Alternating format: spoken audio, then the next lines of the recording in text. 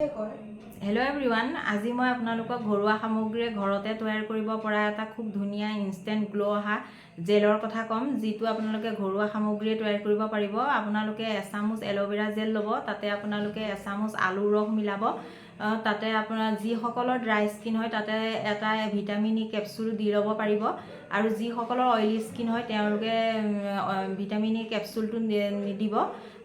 এই মিশ্ৰণখিনি আপোনালোকে খুব ধুনীয়াকৈ মিক্স কৰি পেলাই আপোনালোকে স্কিনখন খুব ধুনীয়াকৈ ক্লিন কৰি ল'ব। লৈ পেলাই আপোনালোকে 5 পৰা 10 মিনিটমান মাছাজ কৰিব, চাৰ্কুলাৰ মোচনত মাছাজ কৰিব স্কিনত। মাছাজ কৰাৰ পিছত আপোনালোকে 10 মিনিটমান থাকিবলৈ দিব স্কিনতে। 10 মিনিটমান থকাৰ পিছত আপোনালোকে প্লেইন ৱাটাৰেৰে স্কিনখন খুব ধুনীয়াকৈ ক্লিন কৰি ল'ব। দেখিব আপোনালোকৰ স্কিনখন খুব ধুনীয়া এটা স্কিন ব্ৰাইটনিঙো হ'ব, আৰু স্কিনখনত গ্ল' আহি যাব। আপোনালোকে ক'ৰবালৈ যোৱাৰ আগতে আধা ঘণ্টামানৰ আগতে এনেদৰে কৰি চাবচোন।